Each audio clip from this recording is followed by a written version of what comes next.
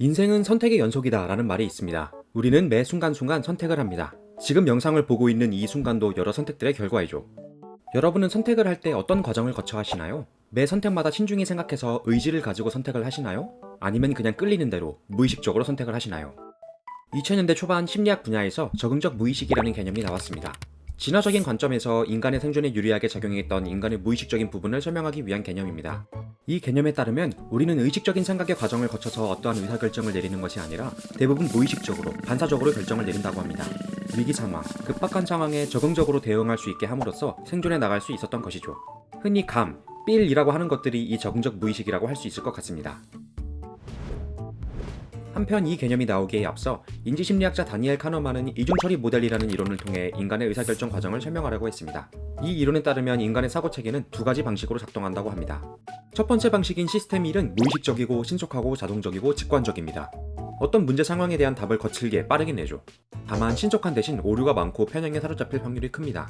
큰 소리가 나서 고개를 돌리거나 글씨가 있으면 읽는 것, 그리고 자연스럽게 어떠한 장면을 상상하는 것들이 대표적인 예입니다. 두 번째 방식인 시스템 2는 의식적이고 느리고 분석적입니다. 문제 상황에 처했을 때 여러 대안들을 비교하고 합리적인 평가를 통해 의사결정을 하죠.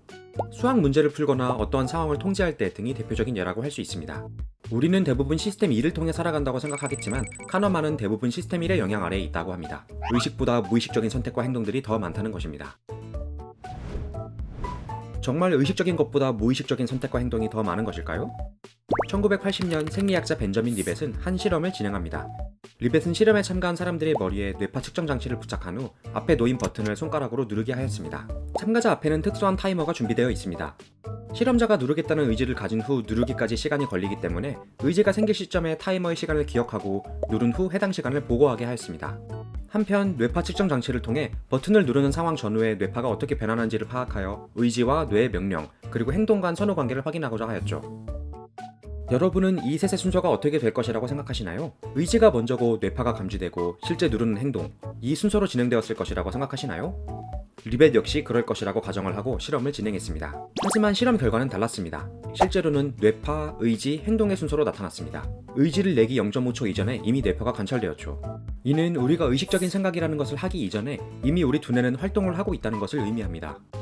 그리고 나아가 이 실험 결과는 우리에게 과연 의식적이라는 것이 정말 있는 것일까?